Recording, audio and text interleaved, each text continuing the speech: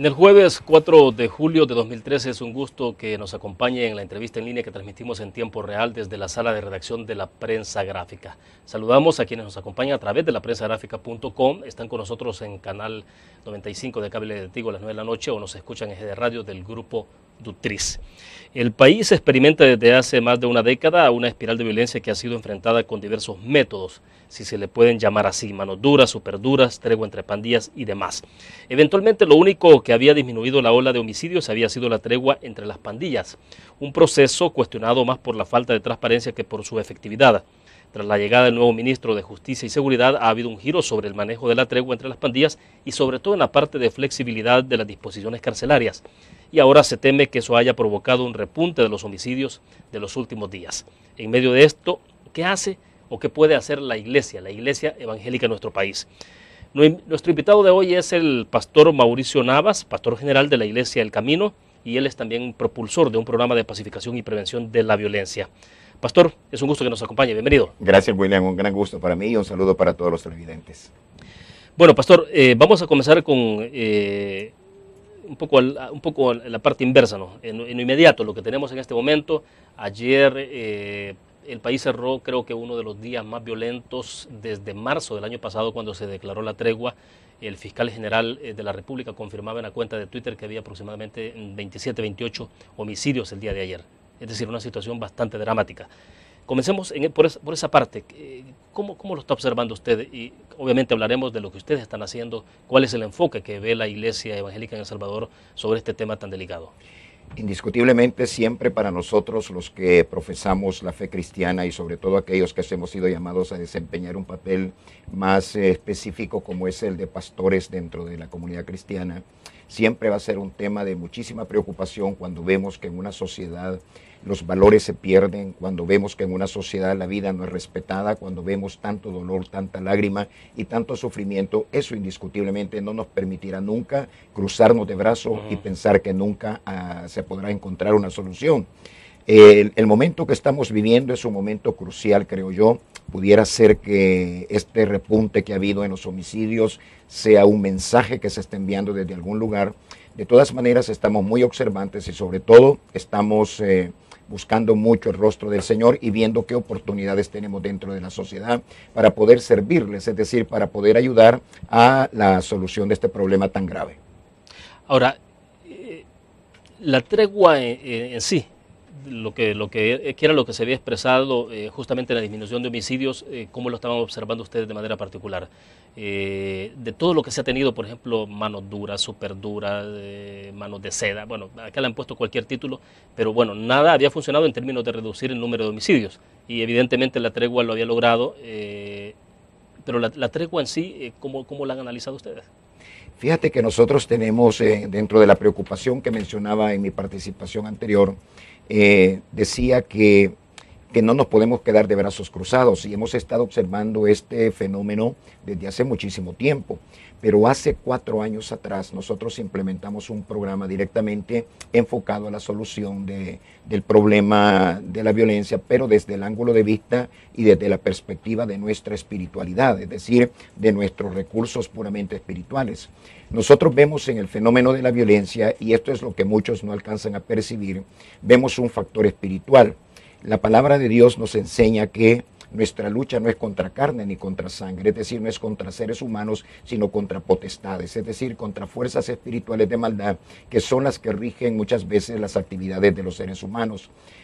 Con ese principio cristiano fundamentado en la Biblia, comenzamos nosotros a trabajar un proyecto de prevención y también un proyecto de apelación a la conciencia de aquellos que se dedicaban a la práctica de la maldad mediante este proyecto que le llamamos Tomando mi Nación y un subproyecto que se llama No Matarás, fundamentado totalmente en uno de los 10 mandamientos entregados por Dios al profeta Moisés hace miles de años atrás allá en el monte Sinaí.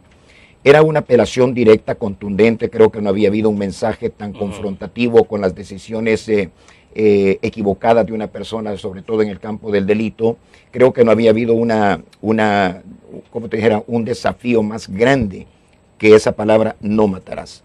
Y lo estuvimos trabajando por 4 años y movilizamos a la ciudadanía salvadoreña. Yo creo que en este país no hay un ciudadano salvadoreño que pueda desconocer este proyecto de No Matarás, porque lo hemos llevado prácticamente por todo el territorio nacional.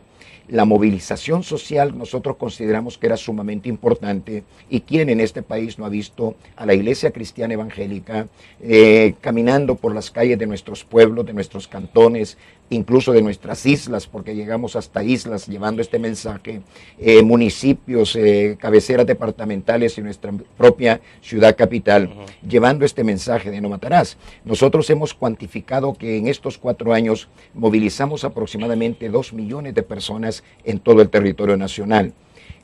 Todo esto era con el fin de encontrar también una salida al problema, pero desde nuestra perspectiva estrictamente espiritual. Sí. Sí.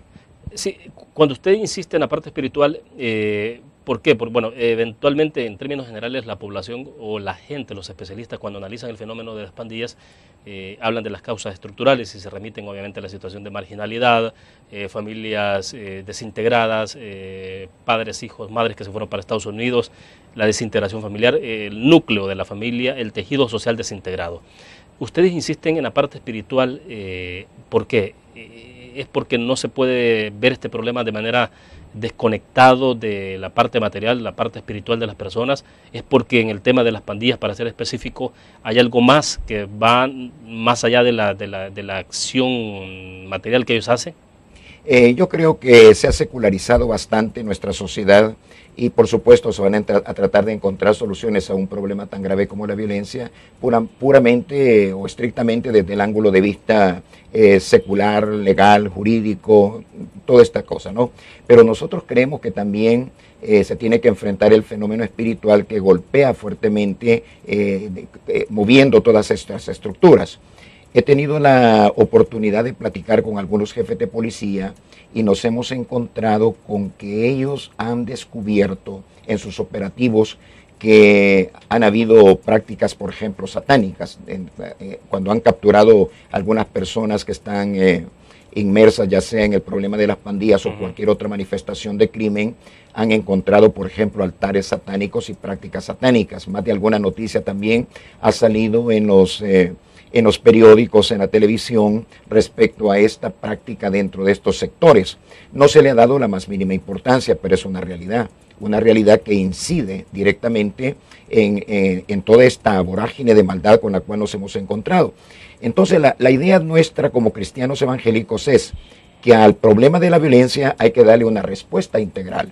No podemos perder de vista que sí hay problemas estructurales como la pobreza, los matrimonios, las familias que están funcionando inadecuadamente, sino que también hay factores de índole espiritual que también hay que atacar. Si nosotros lo pensamos estrictamente bajo este ángulo, podríamos ver que ninguna ley ni ningún arma, físicamente hablando, puede combatir las fuerzas de las tinieblas, sino que estas tienen que ser combatidas poder espiritual contra poder espiritual. Basado en todo este razonamiento es que nosotros hemos impulsado esto, pero tampoco sin descuidar la otra parte. Es decir, nosotros estamos muy claros y seguros que el problema, por ejemplo, de la desintegración familiar, de la migración de tantos hombres y mujeres a otros países, indiscutiblemente también nos está pasando una factura alta en cuanto a la incidencia de estos muchachos que quedan sus hogares cortados, quedan sus hogares, que te dijera, sin la presencia de un papá o de una mamá. Esto también incide. Entonces, sin dejar de o descuidar esto, pero sí también estamos dando importancia al factor espiritual. Perfecto, vamos a la primera pausa comercial cuando regresemos, pastor, pero bueno, ¿pero qué ha pasado en el país? Es decir, ¿por qué no vemos una respuesta contundente? Algo que indique que efectivamente cuál es el camino. Por el caso de las treguas entre pandillas, si usted observa, por ejemplo, la percepción generalizada que se expresa en las encuestas de la gente, dice, bueno, sí, bueno, hay menos muertos, pero el tema es que la violencia continúa porque me siguen extorsionando. O sea, entonces de repente, bueno, sí, los muertos, de acuerdo, disminución, pero me siguen extorsionando. Y la otra cuestionamiento es sobre el tema de cuánta transparencia ha habido sobre el manejo de la tregua. Hablamos después de eso, después de la pausa comercial.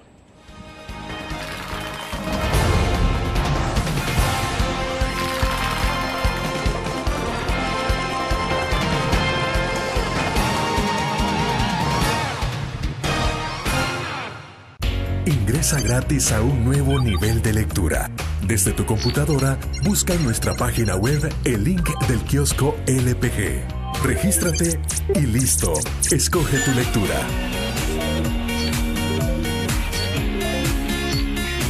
En tu tablet, iPhone o Android, ingresa a App Store o Google Play.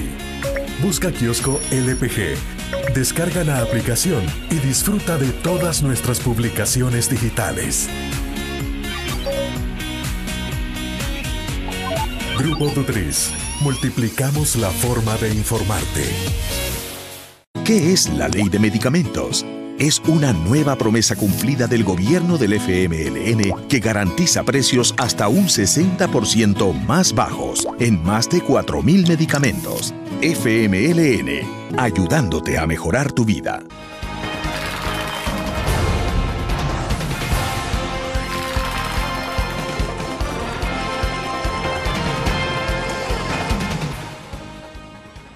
Está con nosotros este jueves compartiendo en nuestros estudios desde la sala de redacción de la prensa gráfica el pastor Mauricio Navas, pastor general de la iglesia El Camino. Pastor, le decía en ese evento pasado, bueno, en este país se ha aprobado prácticamente de todo y al final, bueno, lo de la tregua, hoy por hoy, eventualmente parece que está haciendo agua, no se sabe qué va a pasar finalmente si la espiral de violencia que se ha manifestado en los últimos días tiene que ver con el rompimiento final de la tregua. Todo indicaría que eso es lo que está pasando, ¿no?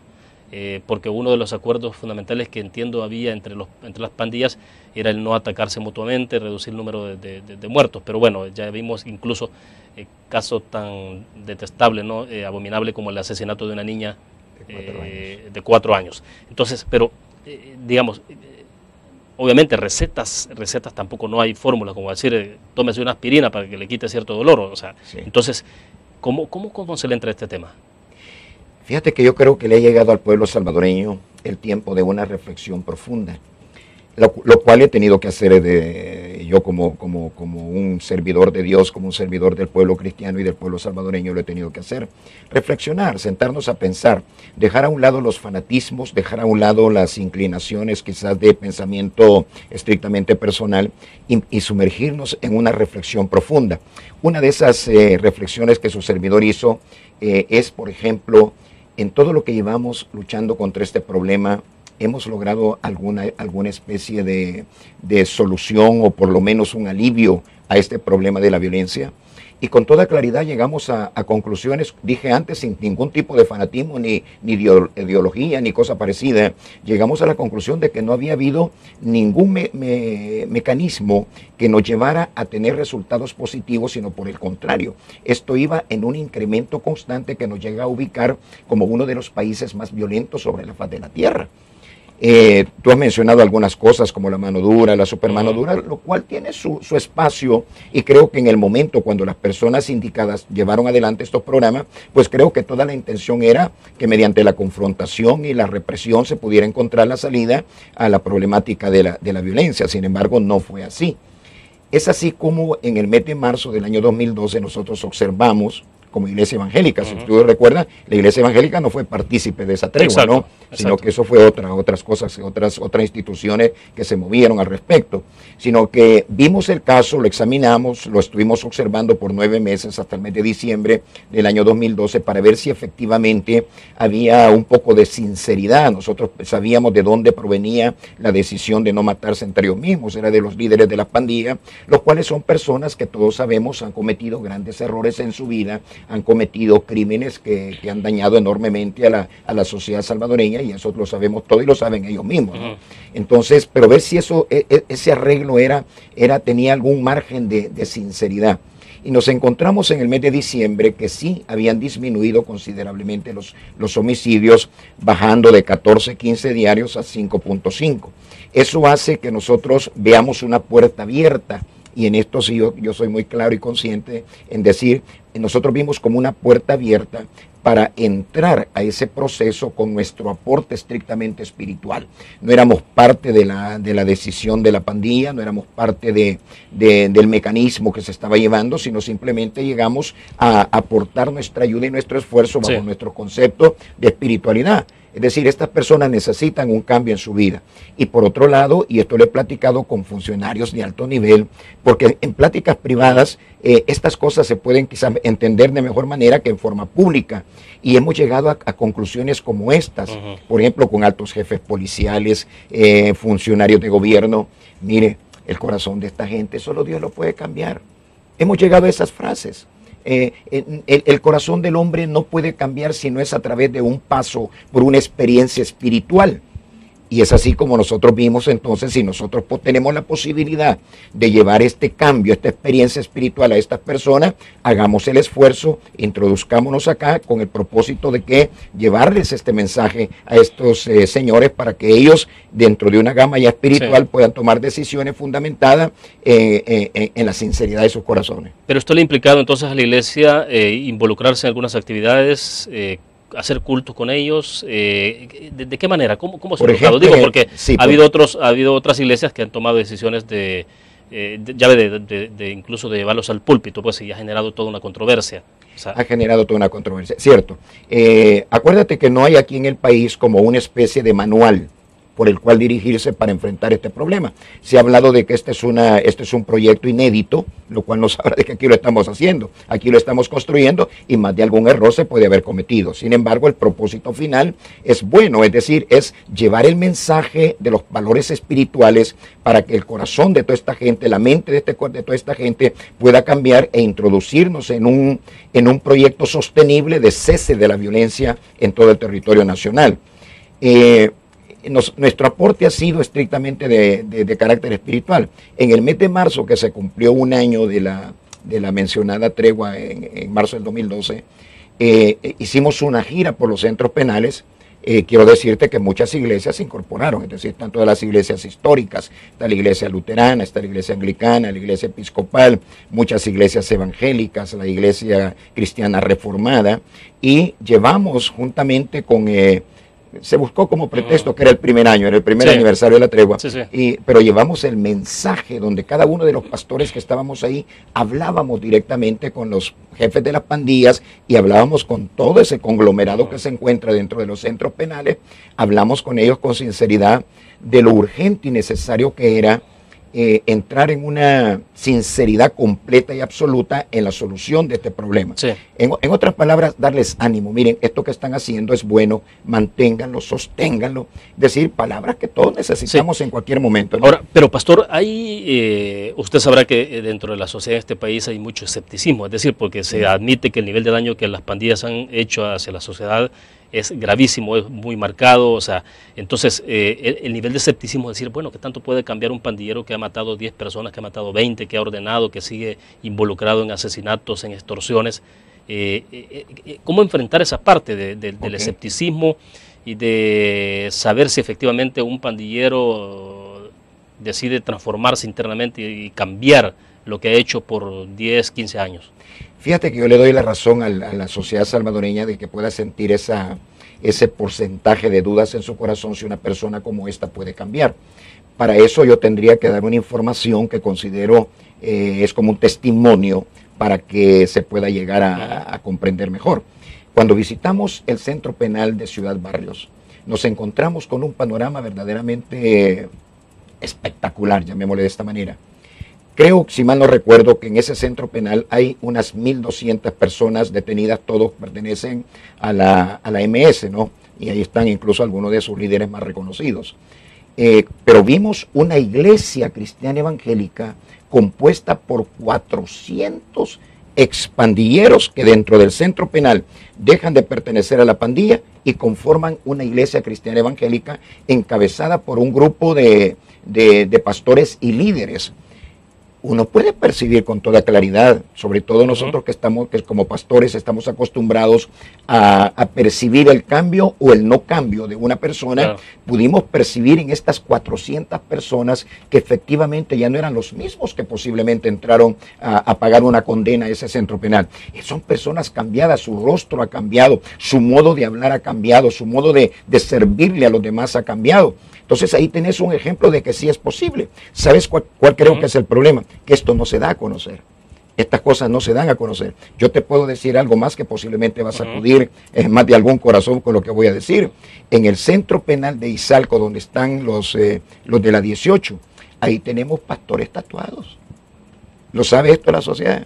No lo sabe. Y yo me sorprendí cuando lo vi, porque para mí también aquella fue la primera vez. Y me dijeron, le vamos a presentar aquí a los pastores que están guiando a estas ovejas, porque así le llaman, ovejas. Otra cantidad grande de expandilleros que dentro del centro penal han dejado la pandilla y se han convertido al Señor Jesucristo en forma auténtica. Es que se puede captar en forma auténtica. Y cuando me presentan a estos dos pastores, resulta que son muchachos, yo les calcularía quizás una edad de unos 27 años, pero todavía tienen los restos de lo que fue su vida, pero que ahora son otra cosa, ¿no? Qué bueno sería si, por ejemplo, los medios de comunicación no solamente plantearan la parte negativa, que es real y no se puede evitar, pero también plantearan este trabajo efectivo que se ha estado haciendo dentro de los centros penales, donde tenemos gente, por ejemplo, yo hice un culto en Mariona, que ahí en Mariona la presencia de pandilleros es mínima, ahí son reos comunes, sí, en su gran mayoría. Tengo entendido que 5,000 reos hay dentro del centro penal Mariona. Nosotros hicimos un gran culto, los motivamos a tener fe, confianza en Dios, que su cambio de corazón Dios lo iba a ver. ¿Cuántas personas, cuántos reos teníamos en ese culto? 2,800 reos, que cuando yo he mostrado las fotografías de esos reos con sus manos levantadas, algunos de ellos sosteniendo, vi un anciano sosteniendo una bolsa para desechos personales, prácticamente lo estaba sosteniendo con su mano. Uno dice, esto es real, claro. Esto no es una mentira, sino que es una realidad. Sí se puede lograr un cambio, 100% no lo puedo asegurar, pero en un porcentaje alto creo que sí se puede lograr. Perfecto, hacemos otra pequeña pausa comercial, regresamos con más.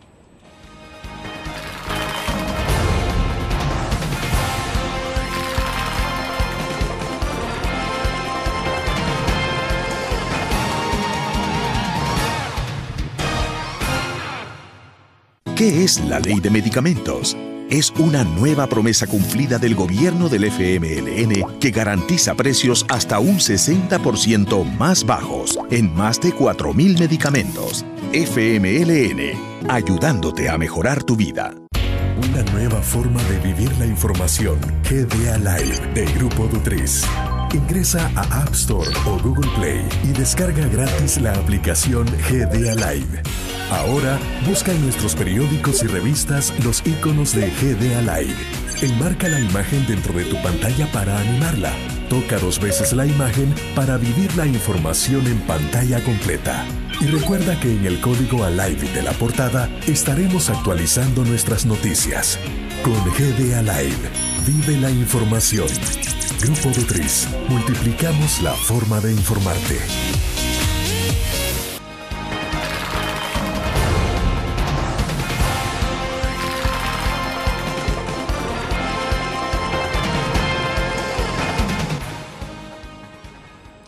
Pastor, me gustaría saber que, respecto de lo que está pasando en este momento, en esta coyuntura con el incremento de homicidios, uno de alguna forma tiene un poco de sospecha de que tiene que ver con la llegada, con los cambios de funcionarios en el Ministerio de Justicia y Seguridad Pública, la llegada de Ricardo Perdomo, que comenzó a hablar con un mensaje más claro, diciendo de que no iba a haber más privilegios, que se iba a aplicar la ley en los centros penales, incluso se le suspendió de inmediato la aparición pública de los líderes de pandillas en medio de toda la aparición de 2 líderes en un canal de televisión cristiano. También destituyeron al director de centros penales, después se fue el viceministro por otras razones, pero igual ha habido todo un cambio en la política de seguridad pública en el país. ¿Ha habido, le pregunto, ustedes lo han percibido, que ha habido ahí algún giro de 180 grados con las nuevas autoridades?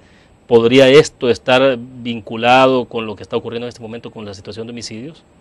Fíjate que hemos tenido reuniones, gentilmente el señor ministro de Justicia, el ministro Perdomo, invitó a las iglesias a escuchar su ponencia, y él tiene un proyecto muy bueno de cómo todo esto puede caminar de mejor manera.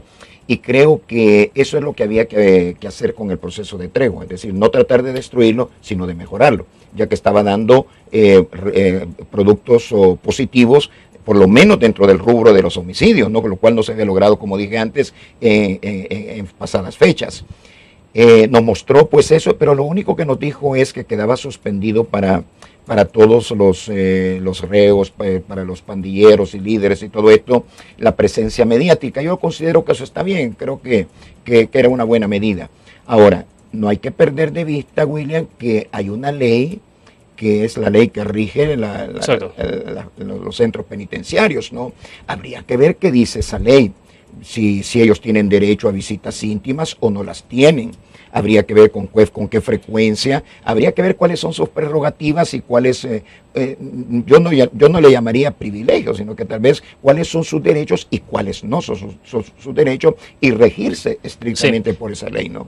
¿Usted coincidiría con quienes sospechan o tienen dudas de alguna forma fundamentadas en el hecho de que este proceso de tregua, la debilidad más grande ha sido la forma poco transparente que se ha abordado? Es decir, el hecho de que, por ejemplo, cuando uno escucha a las autoridades de justicia y seguridad, cuando se trata de disminución de homicidios, entonces es un beneficio, es algo que hemos logrado nosotros como gobierno, pero cuando se trata de otras situaciones, o ya de la tregua en sí mismo, no entran. Insisto, ¿ha habido algún problema de transparencia, cree usted, que desde el momento que se abordó este tema? Y esto me refiero directamente a la parte del Ejecutivo. Pienso que sí hubo muy poca información al principio respecto a esto, incluso hubo alguna que otra declaraciones un poco contrarias de lo que estaba sucediendo. Me imagino que era un proyecto que a lo mejor se abortó, no sé, como te digo, nosotros no formamos parte de ese inicio de la tregua, sino que simplemente fuimos observadores de la misma. Pienso que en Honduras, donde ya se comenzó este proceso de tregua, tratando de replicar lo que aquí en El Salvador ha acontecido, me parece que el gobierno, a raíz de la experiencia vivida aquí en El Salvador, ha tomado un papel mucho más claro. A lo mejor sí se cometió algún error de falta de información, lo cual trajo una consecuencia negativa para un proceso que tenía mucho de prometedor, tal como se comprobó después, ¿no? Pienso que sí pudo haber habido algún error. Ahora, ¿qué hacer en estas circunstancias? Entonces, bueno, hemos hablado un poco, ya usted nos decía, de la parte espiritual, de la necesidad de ese componente importante que de repente parece que queda olvidado, de repente parece que se retoma, pero ¿por dónde se le debería de entrar? O sea, insisto con la pregunta que en algún momento le hice, siendo que se probó de todo en este país en el tema de la violencia. Fíjate que creo que hay que tomar ciertas decisiones. En primer lugar, creo que hay que despolitizar el tema de la violencia y verlo como un problema de nación.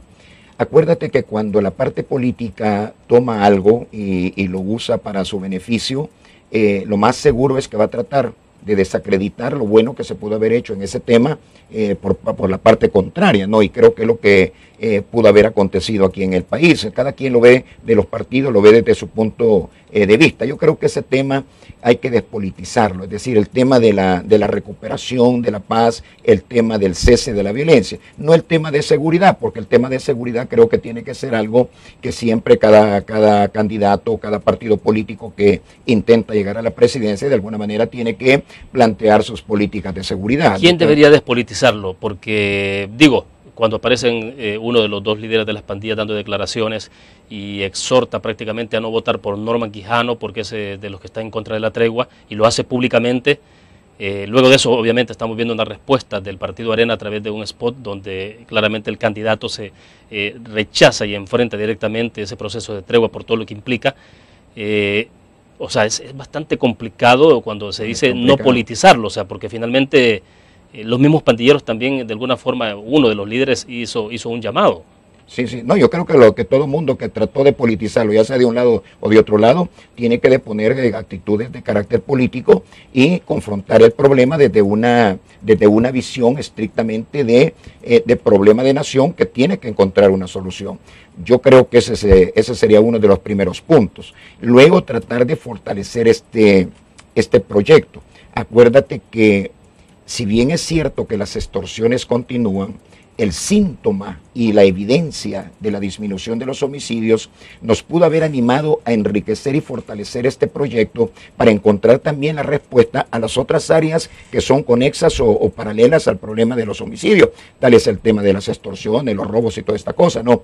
Creo que debíamos haber tenido un poquito más de paciencia. Para mí, un problema que ha ocasionado 50,000 muertos no es un problema que se puede solucionar de la noche a la mañana. Yo creo que necesita un proyecto, o necesita un proceso más bien. Acordémonos del problema que tuvimos de la guerra, ¿no? Allá de 1980 a 1992. Cuando se comenzó a hablar de diálogo, aquello fue satanizado, pues. Yo recuerdo perfectamente bien cómo las personas que comenzaron a hablar de que mejor había que platicar para encontrar soluciones a los problemas, yo recuerdo cómo esas personas fueron atacadas, ¿verdad? Pero ¿y en qué terminamos? Se terminó pues sentándose a platicar y llegando a conclusiones que se firmaron. Algunos hacen una diferencia bastante radical o sustancial, es decir, el pasado conflicto armado que tenía que ver un componente político, ideológico, influencias incluso de otras naciones en el mundo, ¿no? El enfrentamiento de la Guerra Fría, Rusia, Estados Unidos. Pero hoy estamos hablando de una situación que se dice es situación estrictamente de violencia, de delincuencia. Sí, pero acuérdate que ambas situaciones tienen una cosa muy en común, que es precisamente todo el dolor y sufrimiento que han traído a la población salvadoreña, ¿no? No podemos decir que los muertos de la guerra dolieron menos que los muertos de ahora, ¿verdad? Es decir, la situación es grave, tanto en un plano como en el otro. Creo pues que sí hay que buscar la manera de fortalecer este proyecto. Yo creo que la implementación de los municipios libres de violencia, que para mí era más un acto de fe que otra cosa, ¿verdad? Porque nadie estaba garantizando que no iba a venir por ahí alguien poco de, ¿verdad?, enfermo de la mente a ocasionar un atroz homicidio, cualquier cosa. Sin embargo, era un inicio, pues era un comienzo. Y yo creo que hay que darle como te dijera, la oportunidad a ver si encontramos más resultados, no solamente en los homicidios, sino en las otras áreas que son paralelas. Ahora, lastimosamente, y digo lastimosamente, el presente gobierno, la presente administración, está ya concluyendo prácticamente su periodo, y eso viene a meter el asunto en otro nivel y en otra área. Bueno, de hecho estamos ya prácticamente en campaña electoral, y es un tema que sí me interesa que lo abordemos para saber si desde la Iglesia Evangélica entonces cuál es el llamado que hay en el marco de la campaña sobre el tema particular de violencia y en general de lo que se está abordando en el país. Vamos a la pausa.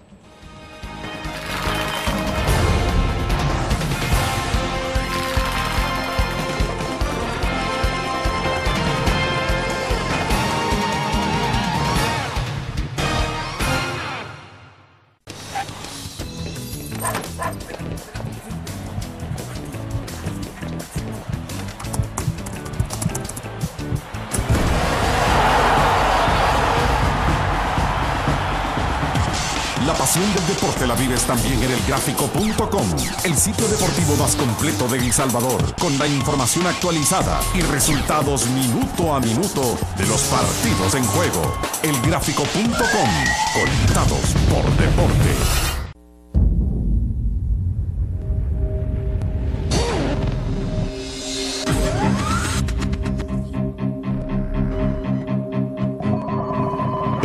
De una estrategia financiera desde los negocios y la actividad económica hacia toda Centroamérica. El Economista Regional, una revista especializada donde encuentras el panorama empresarial y los principales movimientos financieros. El Economista, el modelo regional de información económica.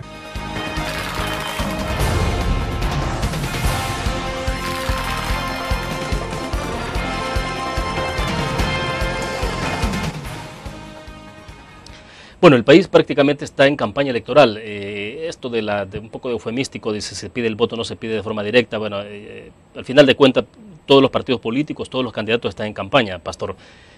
¿Cómo discutir un tema o plantear este tema que debe estar dentro de los ejes de los programas de gobierno de los partidos políticos, el tema de seguridad? Es decir, cuando se habla de economía y seguridad en este país, que son los dos temas principales que la población le preocupa y que lo expresan las encuestas, pues no van a faltar dentro de los programas de gobierno. Entonces, un poco cuál es la dirección que deben tomar los partidos políticos, los candidatos que incorporar en sus programas de gobierno en el tema de seguridad entonces. Yo creo que lo mejor sería tomar lo positivo que ha habido hasta este momento en aquello que hemos visto que ha dado resultados. Creo que los candidatos tienen que tomar eso y ponerlo definitivamente dentro de sus proyectos de seguridad pública. Por otro lado, llamar a la cordura siempre ha sido un mensaje que la Iglesia Evangélica, juntamente a otras organizaciones religiosas, siempre hemos hecho. El pueblo salvadoreño tiene décadas de venir con intranquilidad, venir con problemas, luchando con adversidades. Ya hablé de la guerra, pero podríamos hablar de las inundaciones, de los huracanes, de los terremotos, ahora la violencia. Es decir, creo que tenemos que ser más maduros en cuanto al tipo de mensaje y soluciones que a los problemas podamos presentarle.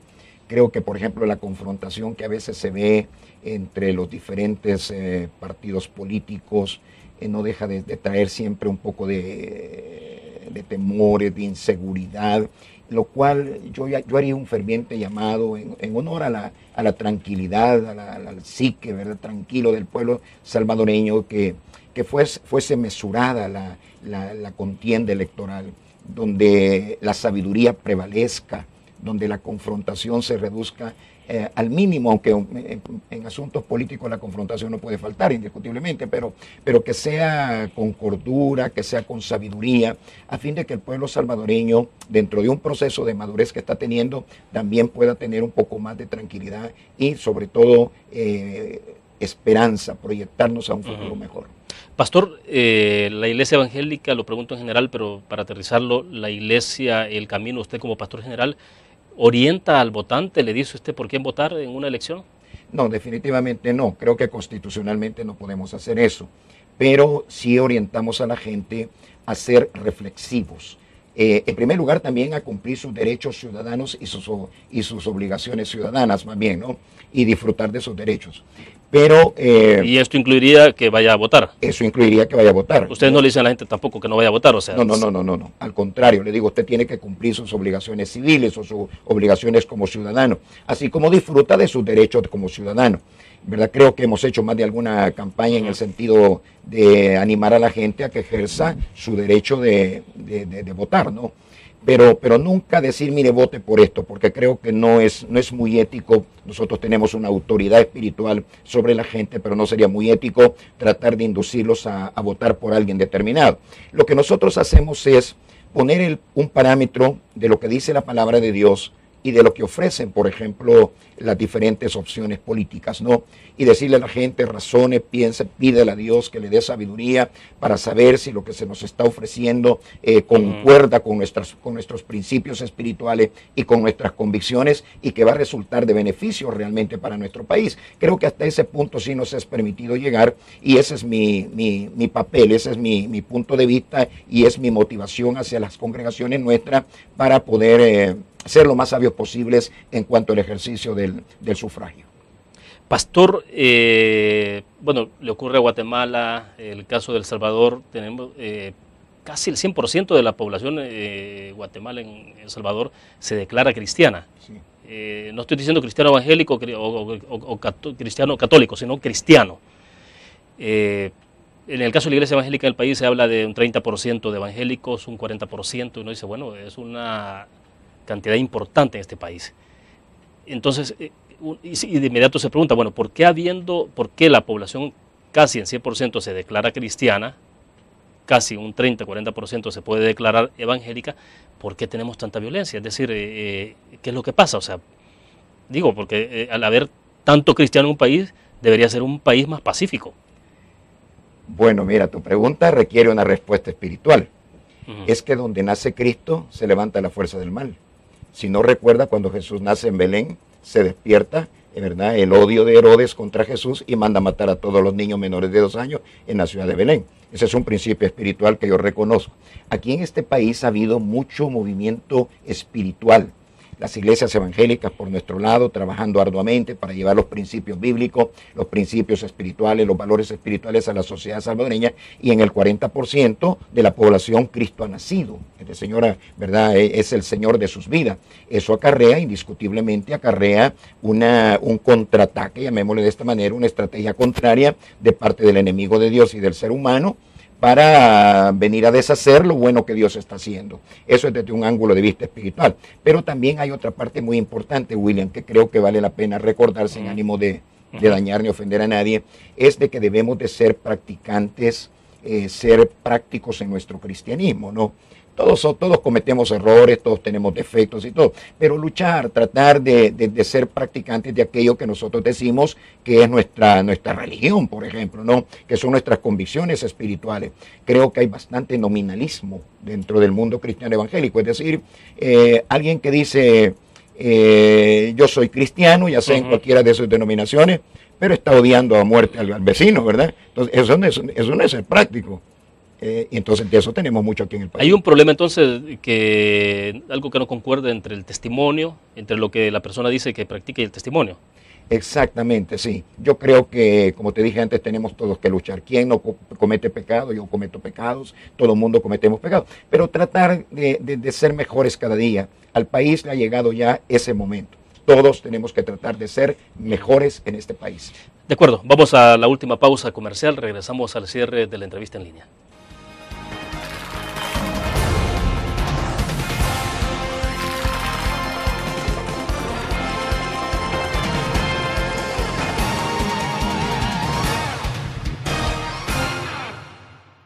Un graficionado no olvida la historia, y aunque perdió una y otra vez, no perdió el orgullo. El graficionado se levantó entonando su grito de batalla, respirando gritos de gol y celebrando las épicas victorias. Un graficionado cree en la magia de la camiseta y mantiene viva la ola de fe, porque el graficionado sueña con volver a un mundial. El gráfico lo hacemos por deporte. Cada momento, donde quiera que estés, te damos el mejor contenido en diferentes plataformas para que tú escojas el medio para informarte. Y ahora con Grupo Dutriza Live, la nueva aplicación digital. Vive la información como una nueva experiencia. Multiplicamos la forma de informarte. Grupo Dutriz.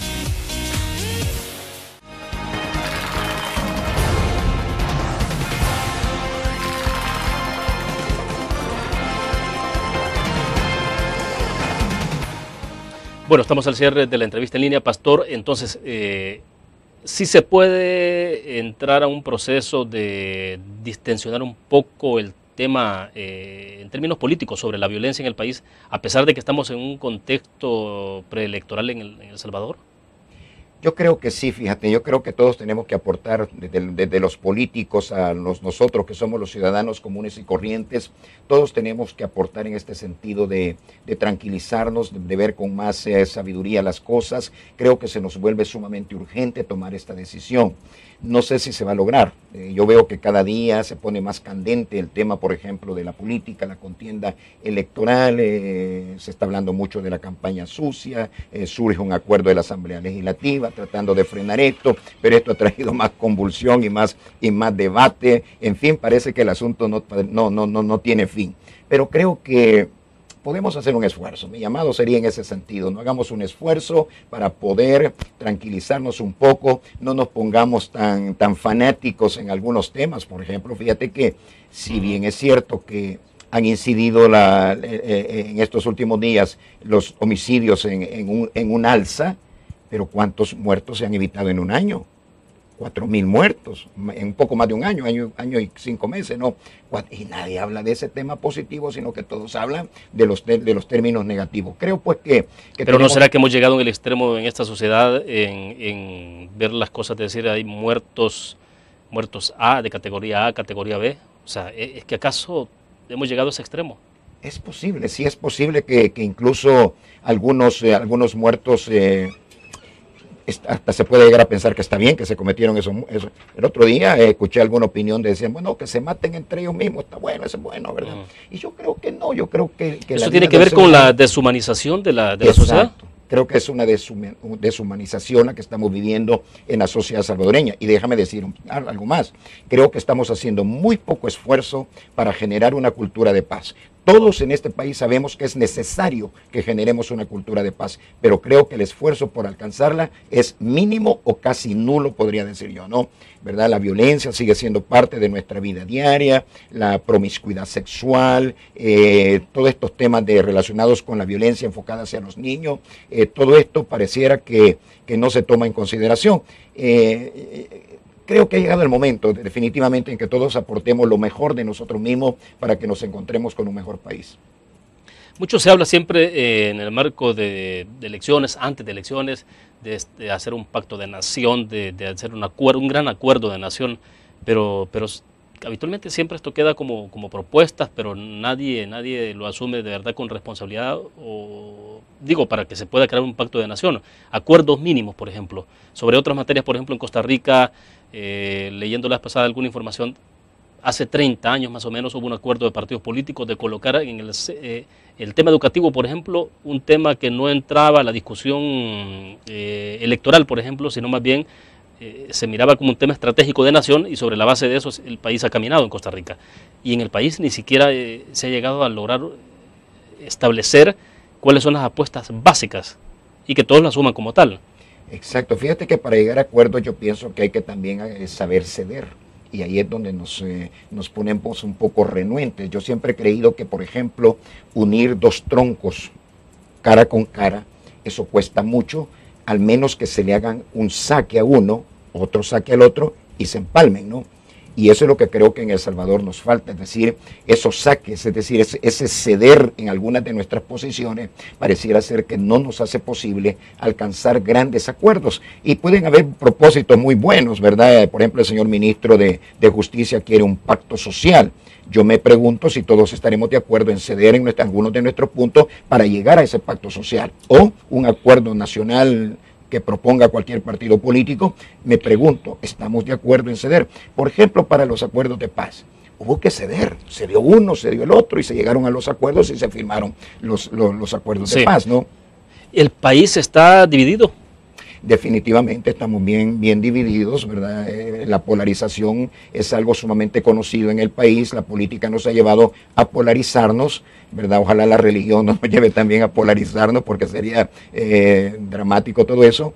Y creo que, como dije antes, tenemos que reflexionar, tenemos que sentarnos a pensar un poquito en bienestar de nuestro país y de las futuras generaciones, ponernos a pensar, a reflexionar, y si es necesario ceder en algún punto, que estemos dispuestos a hacerlo. Ahora, pero una casa dividida no prevalece.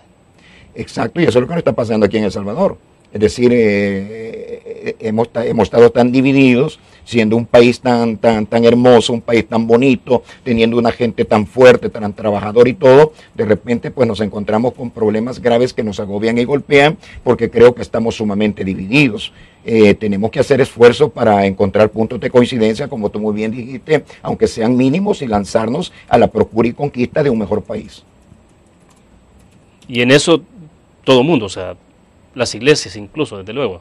Las iglesias incluso. Fíjate que en este proyecto de pacificación que ha envuelto a nuestro país, hemos visto a las iglesias jugando un papel muy bonito en cuanto a ceder, en cuanto a no sentarnos a discutir términos teológicos o de puntos de vista escriturales o cosas parecidas, sino que hemos visto el proyecto de pacificación, un problema que agobia a nuestro país. Y aquí están mis fuerzas, aquí está mi entusiasmo, aquí está lo que puedo hacer en beneficio de encontrar una salida a este proceso. Y así es como hemos visto sentados en mesas, en una sola mesa, hemos visto sentados diferentes denominaciones cristianas. Nadie está discutiendo, sino todos con un solo entusiasmo y una sola visión, que es encontrarle la salida adecuada, hacer nuestro aporte más entusiasta en favor de la pacificación de este país. Las iglesias creo que sí hemos dado algún ejemplo en este sentido. Pero ¿qué es lo que puede hacer el detonante de esto? Digo, para el pasado conflicto armado hubo algunos detonantes, y uno entre tantos, la caída del muro de Berlín, o sea, generó consecuencias dramáticas, y eso, bueno, luego la decisión norteamericana, desde luego, también de ir bajando, suspendiendo prácticamente la ayuda militar en este país. Entonces llegó un momento de empate militar, o sea, hubo un elemento que activó, el que convenció a ambos sectores que había que negociar la paz, o sea, no había para dónde. Entonces, pero acá no hemos llegado todavía a encontrar esos detonantes que convenzan a todo el mundo que hay que entrarle al tema. Pregunto.